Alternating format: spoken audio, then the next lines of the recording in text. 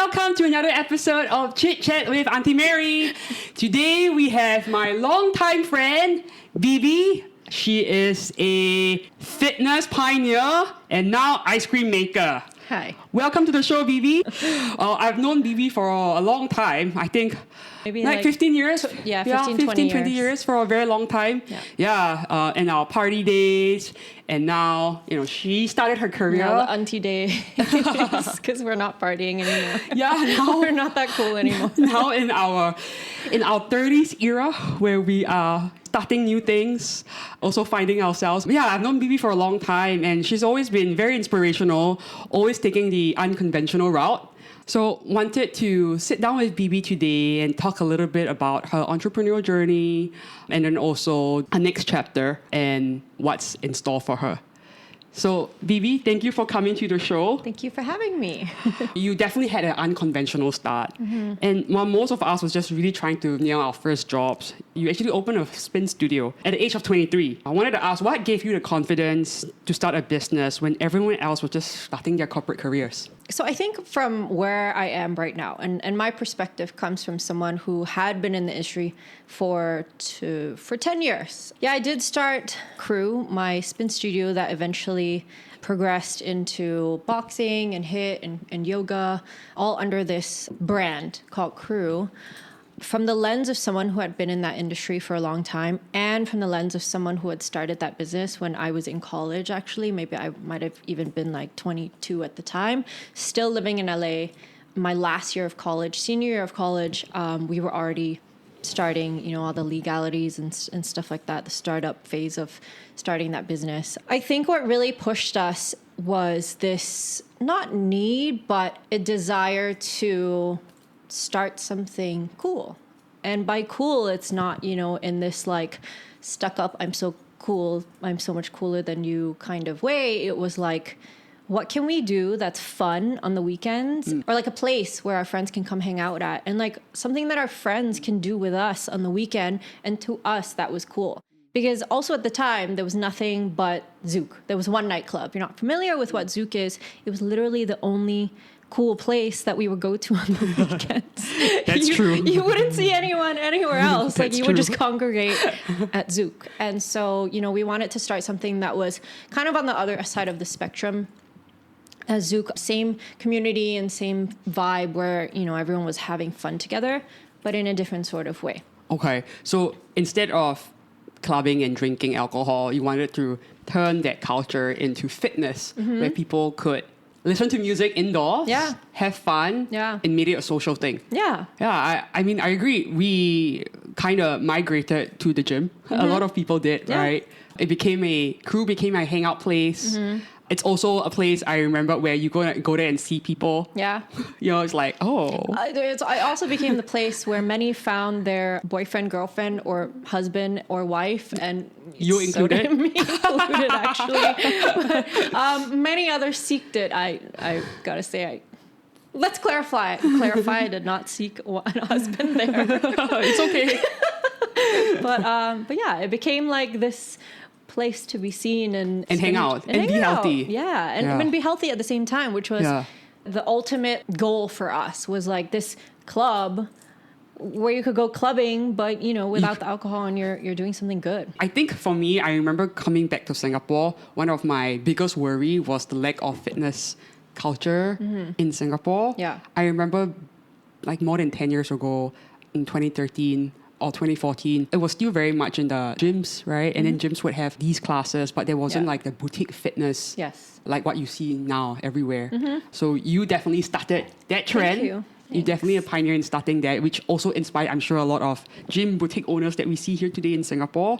And what I'm really curious is, what gave you that confidence to be like, hey, I'm going to start a business? I don't need to claim that my siblings and I mean, there were 3 of us, and I don't need to claim that we were so much smarter because we decided to open a business instead of go work a corporate job. That's not the case. But also, I think the fact that there were 3 of us and I was the youngest of 3, I can't miss the credit given to the fact that there were 3 of us. And so much work goes into a fitness studio. And of course, building even more than a fitness studio is a fitness brand.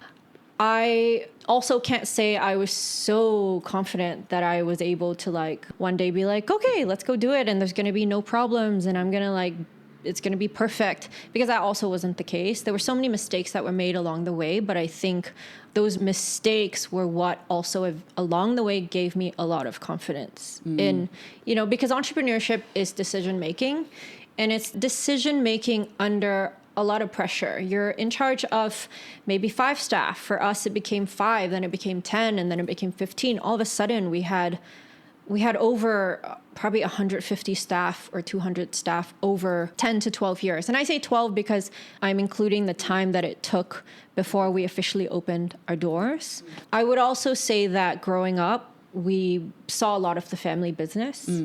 And my grandfather really was the patriarch of the family. And even if he was not directly teaching us, you know, sitting down, let me give you this lesson of A, B, C, D of business, it was just a lot of mimicking behaviors that we probably saw being in the family office, and we got to like go to work with him in the car when we were young, things like that, and him reading the newspaper every day, and the habits. And I think seeing how my aunts, my uncles, or my dad or whoever go to the office every day, my granddad, and how they would behave in a entrepreneurial business. Interesting. Actually, so my parents are entrepreneurs, but I remember growing up that not that I didn't want to be an entrepreneur, but I wanted to be, maybe because I seek validation so much, external validation so much, that I wanted to maybe work in like a big corporate job. And how I saw entrepreneurship back then was because maybe my parents were not super educated. I mean, granted, they were successful, but because they couldn't find a job in the corporate world, that's why they had no choice but to be an entrepreneur. So then my goal was always to like climb that corporate ladder growing up, because I wanted that external validation for people to think that I'm smart enough. So that's a contrast, right? Considering that both our parents are entrepreneurs, but for you, it was already in your DNA, and that was something that you knew was part of your siblings' journey, and was something that you guys saw growing up. That was what's the thing to do.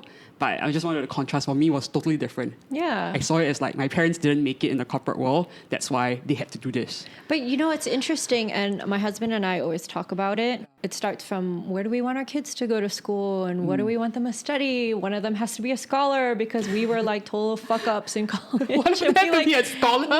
You know, like my husband's father was the first Singaporean to ever go to Harvard. So that's also like a big, oh my God, so stressful. you know, legacy to live up to. And we're like, one of our kids has to go to Harvard. But I'm like, do they really have to go to Harvard? I don't know. They don't, right? Clearly they don't. And I think it depends on the skill set of the person itself. And I think speaking to your parents' situation, remind people that you don't need to go to the best college or university to be a good entrepreneur or business person. Like, honestly, there's so many things along the way that you're not going to learn in school. That is so much about reading people and reading social situations, and honestly, a lot of street smarts. Just learning from the job, just doing it. It's learning on the job, and it's also reading people. And because you're going to eventually be managing people, that's another thing.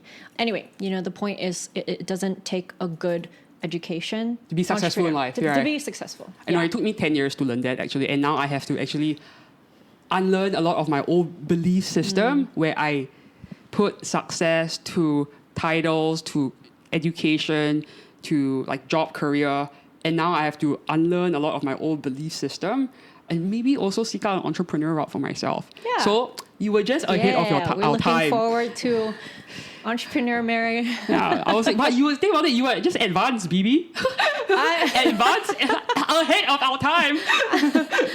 I am right here, right now, and like was there 10 years ago. So I mean, I think also it's like, and this is also part of entrepreneurship, is like your risk appetite. Yeah. And I think as the three of us, we're so, I don't want to say rebellious, but we were all, and you know all of my siblings, but I would say we have bold personalities, and I think we all have the attitude of like, fuck it, let's do it. And I think that's also why you can't really overthink. You can't overthink it, and you can't stand on the edge of like, should I do it? Should I not? Should I do it? Should I not? Because you will never get through your own head. Yeah, I mean, you'll just kind of keep talking yourself out of it. You'll give yourself reasons to not do it. But I think that's like how you kill your idea and your passion. I know. I mean, exactly why I'm doing Auntie Mary as well was, remember when I told you this idea like last year? And then you told me, and Wei was like, just do it. Just do it. Just do it. Have you filmed it? Have you done it? And I was stuck in analysis paralysis for so long. And every time I see Bebe, she'll be like, so have you done it yet? Have you filmed it yet? Are you doing it? When are you doing? When are you going to launch? I'm like your mom. You done it. And have you done it now? Yeah. And I think a lot of us, especially Singaporean people, where we stuck in this analysis paralysis mode for so long to try to perfect something, try to overanalyze things so much that sometimes things don't get done. And I think clearly from your experience, you just sometimes get to just learn from the job and just do it. And you'll learn mistakes, but you'll figure it out. Yeah. Yeah. So see, Bebe, ahead of our time. I'm glad you finally did it, because here we are. Well, I also want to deep dive a little bit about your brand. I mean, you built not just a spinning business, you built a crew boxing business, you built a boxing studio, you built a yoga studio, and then you opened multiple locations, and even in LA. What were some of the biggest challenges you faced? Because there were three of us, we could divide and conquer a little bit. In the beginning, there was conflict about stepping on each other's toes. So with the three bold personalities working together also came a little bit of like having to figure that out. Very quickly figured it out, I feel. Not saying that it was all like fine and dandy and like roses along the way, but I think, that's also part of doing a business with your siblings. We were able to, within the first 2 or 3 years, figure out exactly what we were each good at, what our individual skill set was, and then we divided and conquered from there. Eventually, going into the LA market was something that we felt was necessary for the brand.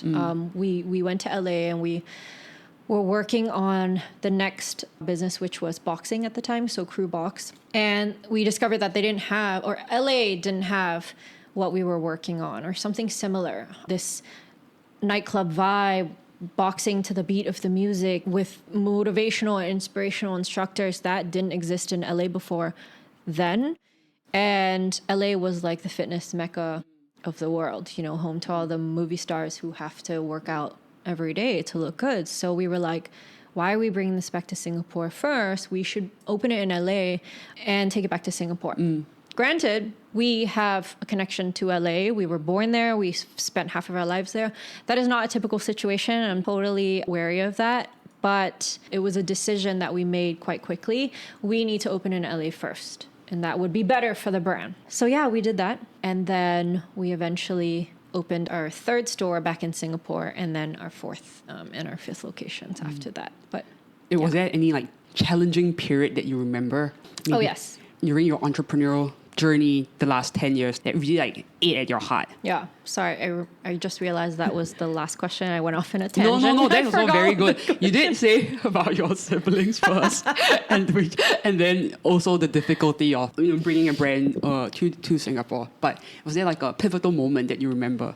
The biggest challenge in LA was, because that was before COVID, I think being immersed in a different business culture. And the fitness landscape in LA was so much more advanced than we thought. I mean, yes, they were missing that concept that we wanted to do, but in terms of fitness, there were so many players in the game. We were especially in like the most saturated fitness neighborhood that there is in LA, and it still is.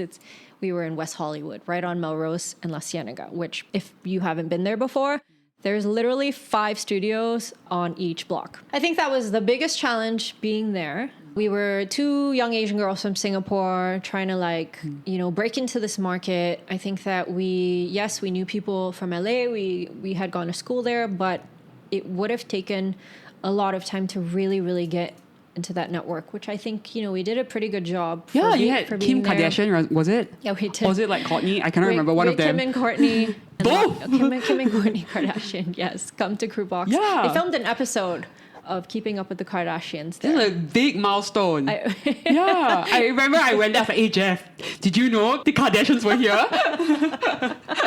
We're stepping on their ground. Yeah, I think we did a pretty good job. Kim and Kourtney approved. And then because we were 2 young Asian girls at a time where this was like before Crazy Rich Asians and all that stuff came out. So I don't want to say we were like targets of racism, and that's not that's blowing it up and exaggerating it. But I will say like it was not that cool to be Asian in LA yet. I think now like there's a bit more openness, and it's so funny, right? Coming from Singapore where you're the majority and you don't really think about these things. But yeah, there we were one of the minorities. So you felt like there's a little bit of a stigma to some extent.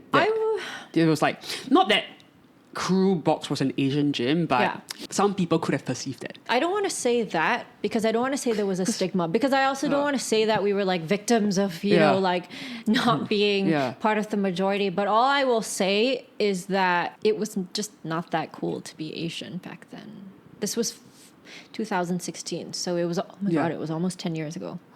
Oh my God, it was 9 years. Oh my God.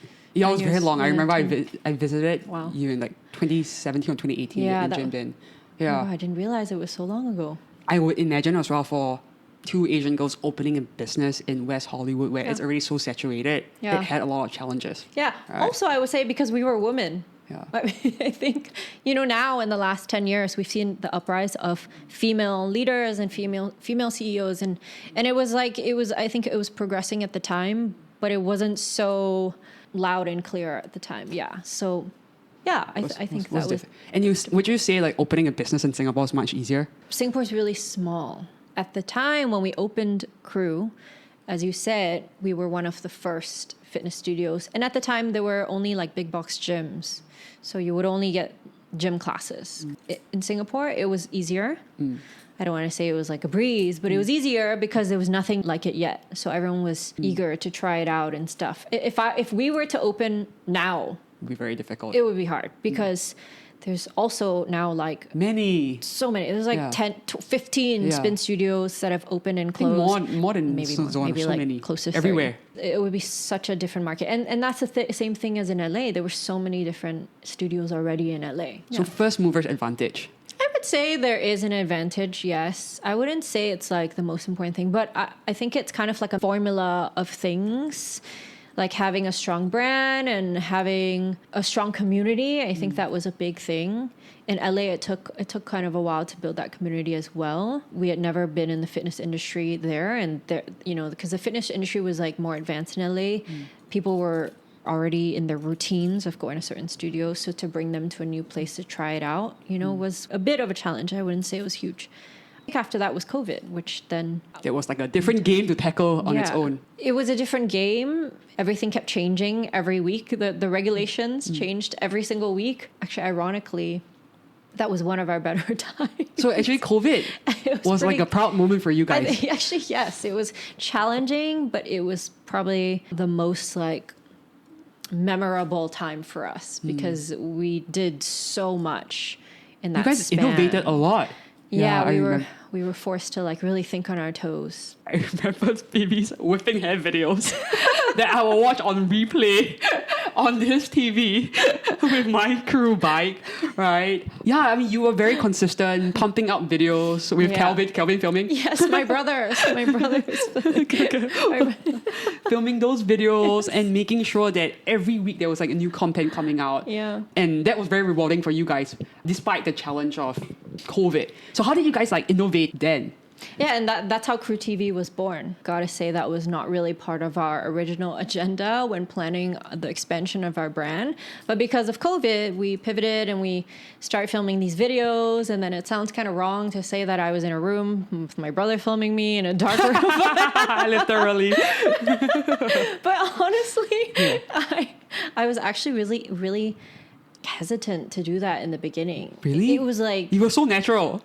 Thank you. And I think it took a couple tries. I don't know. It was just like a weird time over COVID. Who pushed you to like, okay, we have to do this? Okay, so let me give you some context. We were in a time when things had not even opened up yet, but the only people who could go to the office or to the site of your business were directors of the company. And so that were three of us. And so we were like, all right, well, what do we do now? We can't, sit around and wait forever. But also we had just done a lot of online Zoom classes. And there were like a couple hundred people in these classes. They were successful, but I think we needed something more and not stay stagnant. So my brother was like, you and I are literally the only people who can make this work. Like, there's no other option. There really is no other option besides you being on a bike and teaching me behind the camera, filming this class in the studio. Where did the studio... Wait, was it in your studio? Yes, in Crew. So we went there one day. It was in Crew Box, I think. You just brought the bike up? We put a bike in the elevator. We brought it up. We put the bike on stage. We couldn't do it in the cycling studio because of the layout in the room. We had to just move one bike up to Crew Box. Okay, so like basically it's up in the Crew Box studio. I'm probably surrounded by boxing bags. It's like, you don't know. Couldn't tell. Yeah, thank God you couldn't tell. It was also kind of like an unnatural environment for me to teach a cycling class in, but you know that's what it is. You just kind of roll with the punches. And so I was on this bike and I'm teaching the class, and we have the strobe lights in the Crew Box studio and everything, you know, you wouldn't be able to tell. I couldn't tell. I thought you guys... Wait, you guys didn't rent a place? No, that was our own. Well, initially they were filmed in that Crew Box studio. So it was my brother and I for like weeks, I think, and that was the only choice. And it was because we were renting out and selling bikes to people, Crew TV bikes to people. I remembered it. And that was the solution. Let's give them videos to ride with at home. So that's how it started. Eventually, and again, I had to get over the weirdness and just be like, you know, fuck it. This is the only option. All right, let's just do it. It was hard because, you know, you're basically putting on this performance to yourself. What do you think I'm doing here now? Yeah, but you know, at least you have someone to talk to and like conversate. And yeah, for me, I was like cheering people as I would, like, yeah, let's go harder. But really, I'm just talking to myself, and like my brother's just sitting there behind the camera, like you know, just. You see, but you had to innovate then. I mean, it was out of pure necessity. But then, like, you guys did so well. I remember it was one time when, like, the Crew bikes were sold out. There was, like, a waiting list. Everybody was trying to get a bike because everyone was so pent up during COVID. Yeah. And everyone was also putting on COVID weight. Yeah. It was out of pure necessity. So you actually did help solve a problem during that time. And yeah, I'm very proud of you, Bebe, for doing that. Thank you. Yeah. Then they relaxed the regulations, and they were like, okay, staff can enter. So yeah, eventually over time, it kind of expanded to like a bit more of a roster of instructors and not just me.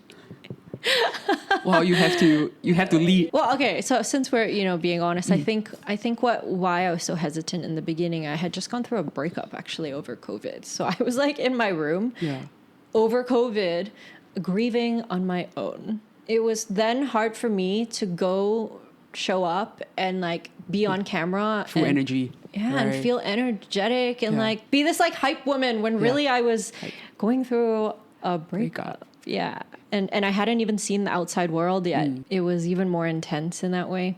Anyway, I got over it. So, and then if we like fast forward to maybe 1 year ago, and I know you closed Crew recently, I would like to go a little bit into your head to understand what drove that decision. I guess like, you know, one of the biggest challenges was the last couple of years because there were so many studios that opened up and all of a sudden all these classes were getting on ClassPass.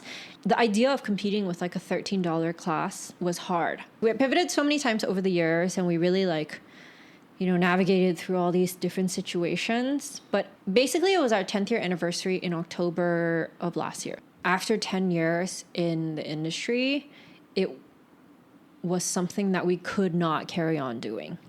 If that makes sense. It makes sense. It makes so much sense. I mean, 10 years is a very long time to run a business. And you guys have definitely built a legacy already. And you can see so many people definitely carrying it on and opening other spin studios in Singapore. And it's just a different season and different time in life. Yeah. And how was that like? I mean, it probably felt like a piece of you died, I imagine, when you had to close down. Oh yeah, it felt like I was going through a breakup. I actually like a damn long breakup. I felt like I was going through a divorce actually. It was your baby. Yeah, it was tough. It was really hard. Also because we had to make the decision really quick. I think it was maybe September, like around September. We wanted to give everyone like 2 months to kind of enjoy the last couple of classes with all our instructors. I think we knew how much impact it would have on people, but at the end of the day, we had to be really honest with how much further we would have left anyway if we were to continue this in this industry right now and in this economy, and knowing that we were not as passionate about it as we were in the beginning. Yeah. It was tough. I was like moping around the house for like a whole month. And then I felt like, who am I without Crew? Yeah. I felt like my identity was lost because I was attached to it for so long. For so long. I was always BB Crew. You were BB Crew. Yeah. It was tough. But knowing that it was not like a goodbye to people, I think even our instructors and stuff, we were very close to all of them. It was like a giant family, and I still see them around, and I knew that I would still see them around, but it was really tough to especially break the news to them of this like decision that we had made. But I think that thankfully they were all really understanding, and I think they also kind of they were not immune to the fact that we were. I mean, to be fair, you're probably 10 years, you're probably the longest standing studio in Singapore. No, think about it, Bebe. I probably, yeah. You are still. I don't think any studio can beat that record unless you're like a gym, like Virgin or whatever, right? But for a boutique gym to be around for 10 years, I don't think anyone in Singapore can break that record. If it's anyone, please drop in the comments. But I don't think so. But again, I think because there were 3 of us. You like 3x the normal timeline. Right? You 3x the normal timeline, and just a different season in life for everything. I mean, I cannot imagine, because like I lost my job, my identity died, and like, to be fair, I was in that role for like 2 years.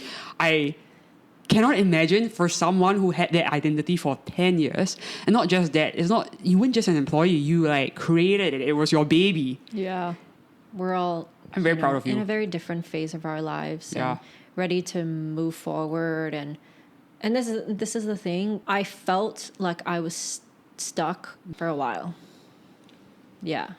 But, being the leader of a business is hard because you're the person that has to wake up every day and like think of how to manage people, lead people, and motivate people. And when you're not feeling that motivated yourself, it's hard, and you're going to have to go look for it from an external source. And you still have to put up that front, right? Yeah. So that was kind of a challenge there. Yeah. Well, I'm very proud of you, Bebe. Thank you. Yeah. You as well. I mean, I haven't done much yet, but thank you for I'm just starting out this.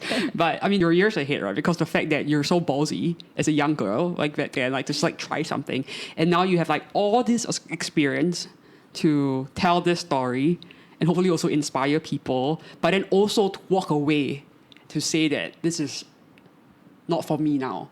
That is also very hard. It's very courageous, and I hope that you should know that. Thank you. Anyway, thank you for sharing that and being so vulnerable.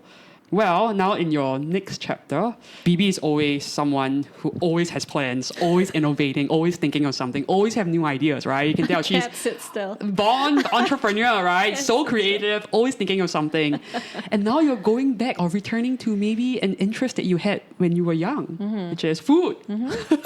I love food. She loves food. I love food. She loves food.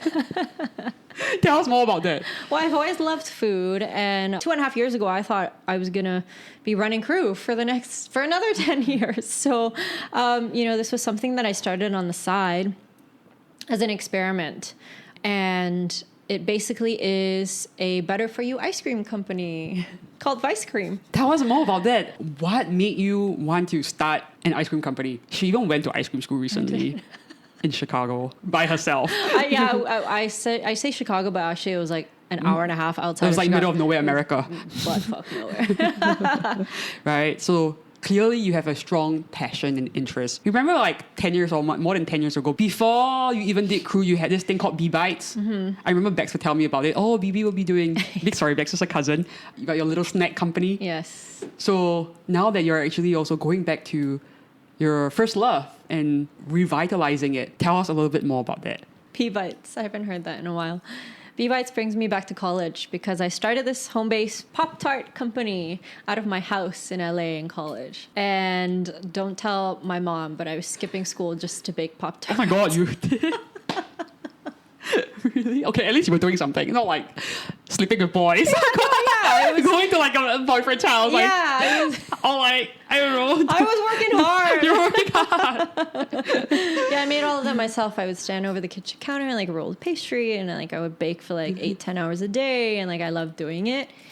This is an interesting, like, I feel like I'm going to weave this in here because it's kind of an interesting story that I never actually have told. I started Bee Bites when I was 18 and in college, and had, when you're in college, you have some free time. So I started baking because I've always loved to bake. My mom taught me how to bake when I was 12. And from then on, I kind of have always cooked and baked. I started with this idea. Then I thought, oh, I can sell these because I loved making these little Pop-Tarts. And so I sold them out of my house. And yeah, I would skip school a lot and do it. And I'm like, well, I must really love doing this because I can spend that many hours a day doing it. And I was a junior at the time in college, and I almost dropped out of school to start this company. And at the time, food trucks were huge in LA. If you didn't start from a food truck, you were a big, like a cooler, trendier brand, bigger, more well-known brand, going into a food truck and then parking like 6 across LA and making a lot, like making tons of cash. Oh, they did? Yes, because that's when Twitter was around and everyone would track their locations on Twitter. I mean, they would post the cross streets of where they were at, and then these like lines of people would show up, and it's like pretty much all cash payments. So you don't need to pay rent. You're like in a mobile. You can drive anywhere. You can drive anywhere. Oh my God, were you going to drive the truck? It's funny because my mom really wanted to drive the truck. She always says like, I'll drive it. I think what was especially funny, you can edit this out later. It shouldn't be here. But so I was about to drop out of school. I had 1 year left. Oh my God. My mom was like, drop out of school. School's not going to teach you shit. Your mom asked you to drop out of school? She was literally like... What a cool mom. Really? You should not put this in. But she was like, school's not going to teach you shit anyway. You should drop out of school and like, I'll help you. And she was the one who had this passion. She taught it to me. So to like live vicariously through me was probably, start a food business. Yeah, I think it was so much fun for her. And at the time I decided, you know what? I went through all this work. Just like 1 year. Yeah, I have 1 year left. Like get the paper and get the fuck out. Like, otherwise I would waste 3 years of my life. And again, even though you don't really need a diploma to be successful, at the time I was like, just in case. Just in case. Yeah, just in case I ever need it. But if I backtrack even more than that, when I was in high school, I also never went to class. Were you also baking or boyfriends? No, I was out a lot. And I was not you were never like the A student, right? You were a rebel since young. Yeah. So I think that's why that entrepreneurial DNA has always been in you. So I like never went to school, and sometimes my mom would call in sick for me. Oh, your mom is so cool. Don't put that in either. So my mom. Okay, basically sometimes Auntie. Hey, come on, honestly, I think I've learned this the hard way. You don't need a fancy ass degree to make it in life. Know your audience and you just need to start. You just need to do it. You just need to do it. And it was always in you. It makes so much sense. Like this girl is you were a risk taker.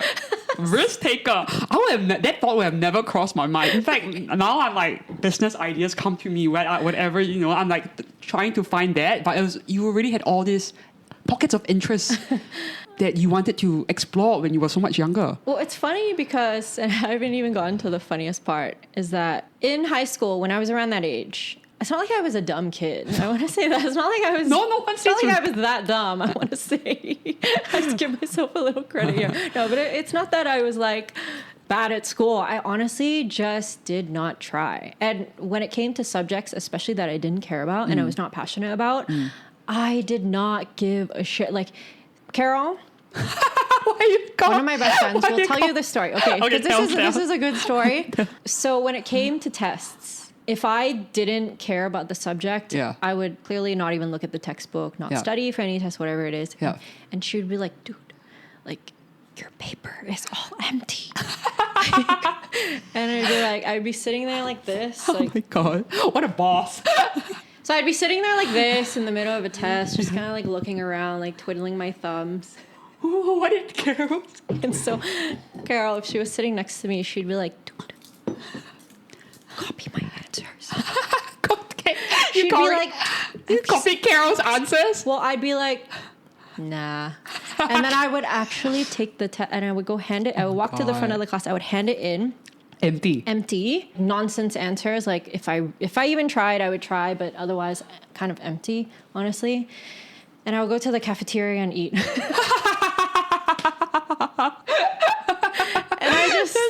She loves food. That's how much I love food. I was like, I just wasn't studying. I was thinking about food. Oh my God, what a boss babe. You're like, I'm too good for this. I don't know. I'm just like, I'm not entertained. And I don't know. And I was like, I'm bored. Freak out thinking back. Yeah, I don't know why I just had, I don't even know. I can't even explain it. I can't explain why I was And you were just not afraid to have an empty paper. I just didn't care. I just didn't care. I don't know. But when it came to subjects that I cared about, I was like, okay, so let me back. So that's what I thought was a funny story. So funny. I don't think I ever had that in an interview before. But if I then backtrack even more, I was in local school, so I went to SCGS here. And same thing. Well, so primary 1 to primary 3, the first 3 years, I was actually first in my class. Oh, wow. That's why I say I'm not that dumb, I swear. No, maybe not. Okay, so you were first in your class? I was actually first or like top 5 or top 3, whatever it was. Okay, so I was actually getting awards for being top 1. And after primary 3, I kind of just like fell off a cliff and became a rebel and discovered like makeup and boys. Yeah, just, I was distracted. I was discovering how to have fun, I guess, And I just, kind of then went from like perfect scores on my test. I went from like 100s to like zeros. No, thank you for being open and sharing that. See, I think a lot of people don't understand that you don't need good grades to be successful in life. Yeah. I mean, you clearly have ran a business for 10 years. That is success of its own, right? Like, you kept the business, you grew the brand, you took so many risks. So even if you didn't do well in school, clearly, like, you've proved that passion, hard work, trying will get you further ahead than good grades. And I think that is an interest, right? Clearly, you're very much interest driven. I mean, that's what makes you and I different a lot. I'm still trying to explore my interests. You already had very distinct interests when you were a little girl, like food, and then it was like fitness as a whole as well. And then also having the balls to do things. Because now we know you were very daring as a little girl. I would never have a hand over an empty paper. So yeah, Bebe, trailblazer, rebel, entrepreneur, C-grade student. Actually, okay, so to give even more context, which like makes this story a whole. Okay, so coming out of high school, this was actually the main part of my story, is that in American school you apply, you do your SATs, and then you apply. And I did my SATs, not particularly great score. I don't even remember what it was or how they even grade it. Can't tell you, can't remember, but it was like a whatever, like average. And then I applied to 12 schools, and guess how many I got into? Like 5? I got into 0. Sorry, no. No, I find it, I can't even explain. Like, that's just, I love telling the story now because I love advocating the fact that you don't need a professional like corporate job, or you don't need like any crazy fancy like anything, any like degree. I think eventually, and I'll touch on this again, but like, you really just need to work hard, and like, sometimes you don't even need to really figure out what you love to do. Like, some people don't discover that until much later. But the fact is, like, you keep trying and you do and you do and you do, and then you'll figure it out along the way. And you figure it out, right? Figure it out along the way. But yeah, I got into 0 schools. I had a 2.4 GPA because I never went to class. I mean, obviously you didn't even do your exam. I probably wasn't even there. And even if I were there, I maybe didn't even fill it out. Who knows? Hey, at least you graduated college. At least I graduated. Well, first of all, I graduated high school miraculously. Yeah. Then I got into college. Yeah. And then I'm like, okay, well, this sucks. I just went to really good private school. And got into 0 colleges. So then I was feeling kind of bad. I was like, well, shit, like, what do I do now? I went to community college. And a lot of people I know in LA go to Santa Monica Community College. And I did that. for 2 years.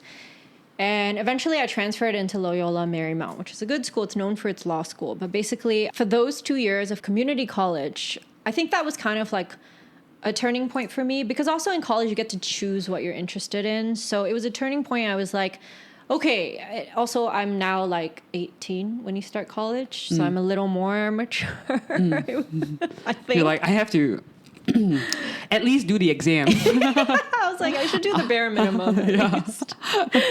So, you know, I'm picking things that I'm interested now. And I think that's why I was able to, it helped. So then I was in scholars program and honors program. Oh, wow. After that. You have it in you. It's just whether you want it or not. Yeah. And I remember, so, you know, now looking back, I connect all the dots and it all makes sense, because in community college, I was really, really interested in biology and science. Towards the end of that 2 years, I actually wanted to switch my major to food science. Oh. That's when I discovered, I actually really love science. That's so boring to me. See, it's like food science, never wow. know. And I got an A+ in science, in my science categories in community college. So those 2 years were over. I got myself into LMU, thank God. By junior year, they were like, if you actually want to graduate in a food science bachelor's degree, you're going to have to do at least 2-3 years of advanced math. So you would basically have to start from zero. And that is when I started Bebes. And I said, I just want to get out of school. I don't want to be in school anymore. I want to start my own business. I want to be drive a food truck around LA. That would have been really cool. So then I almost dropped out. And see, the timing is crazy, because as I was finishing my last year of college is when the idea for Crew came about. So it wasn't the original idea. No. And also because... Oh my God, I'm having like...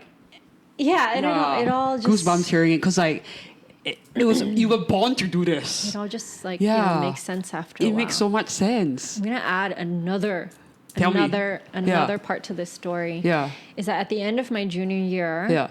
After I had already decided, okay, I have 1 year left. Let me just focus on finishing this. And then after college, after I graduate, then I'll open a proper Bebite store, my Pop-Tart. And then I'll open a proper like bakery. And that summer I went to Hong Kong. One of my best friends at the time from college, we had this idea to start a food magazine. Really? Yes.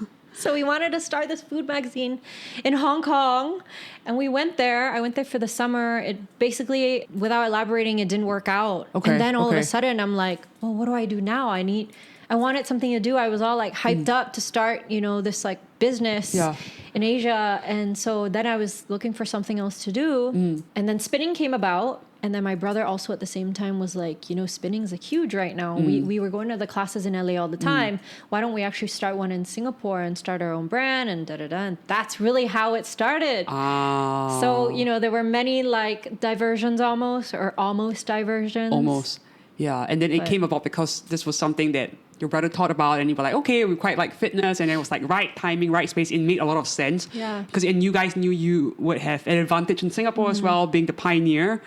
And then you ran it for 10 years. And then I did it for 10 years. Yeah, you did it for 10 years. Yeah. You brought an idea to life. You guys went through so many ups and downs. You guys opened many studios as well. But I'm so proud of you that now you're able to go back to your first love. Because when you were talking about food and nutrition science earlier, I was like... But I could see that sparkle in your eye, right? And clearly hearing the story that you share with me, Bebe is definitely a rebel, right? You do not follow the rules, but I think you follow your heart a lot. I think I maybe follow my own rules. It's funny because at home, I'm like, I've discovered that I'm actually like such a perfectionist. And you tell me this all the time too, that you've seen all your containers are all labeled. Yeah. I only have one type of container in my house because I don't like the look of like different types of containers. Yeah, I'm like... Yeah, I agree. Your kitchen is so well organized. Right? I'm like, I think I'm borderline type A, but maybe not in a lot of ways. For food. For food, yeah. I don't know. I think out of my own home, I'm not type A. This is also a very important takeaway because I think if you find your interest, it will bring you places. And I think for a lot of us, we don't really know what our interest is or what our purpose is. And it's funny because I think after I launched the first episode, a lot of people reach out to me and tell me that they don't know what their purpose is or they don't know what they're meant to do. And I'm here trying to figure out like what I'm trying to do. But speaking to you, you knew what you were born to do. I don't know though. I don't know. I can't say that I knew that at a young age. But You knew that you wanted to explore food. But you allowed that idea to manifest. You allowed that idea to grow. You created plans in between to pivot and try to test and learn, which I think is like an action plan. You know, it wasn't just an idea. And I was going to do this, open food truck, later open a business, and then obviously created a multi-long year action plan that you executed on. So I think that's what makes us different. And I think this is what could also inspire a lot of people, that sometimes you don't need good grades to be successful in life. You just need to find that interest, put your head down, work hard. Finding that interest part is something that I think a lot of people have. But I think it's knowing yourself very well. I think maybe it's like not allowing yourself to be scared of failing along the way. And the discovering oneself, it's such a long journey, because you will evolve along the way also. I don't think that maybe when I was in college that I was already interested in food science doesn't mean that this is also something that I'm going to be tied to forever, you know? But I will say that along the way, there were action plans. If you put it that way, yes, I did feel strongly about something. And I knew when I felt strongly about it, because compared to the other stuff, it was blurred. It was like blah to me. Like I didn't even see it. I was not interested. And if I was not interested, to me, it was out of my vision. So the things that did stand out to me, it stood out to me a lot. And maybe then I, gravitated towards that more. And then you also have the courage to actually pursue it, right? So like, I'm going to try. What we spoke about earlier, right? Stop overthinking it. Just do it, right? Just do it, yeah. Yeah. Literally, just do it. Yeah, I think to me, actually it's interesting because my husband and I also always talk about this. I think we're very similar in personalities. We are the same person and we're that like risk taker. And to us, how we've like over many conversations kind of define it as is not really seeing the obstructions and not really seeing what would normally block or fend someone off from doing it. So instead of like glass half empty, you see it half full.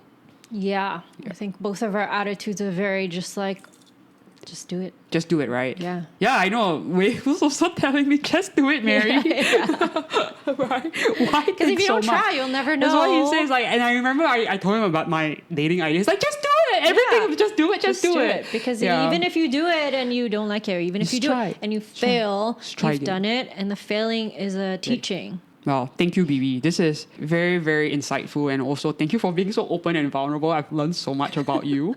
Wanted to... And all my failings. No, don't say that. I think, if anything, take away from me from here is like, what makes you different from a lot of people that I know is that you really just try. That's why you have what you have today was because you try. And any of us just really knew what our interests were and just really tried. We would also have created something. But I think a lot of us are in analysis paralysis most of the time because we ask ourselves the what is, what if I fail, what if I look bad, oh my God, all these questions. But for you, you started so young, there's nothing to lose.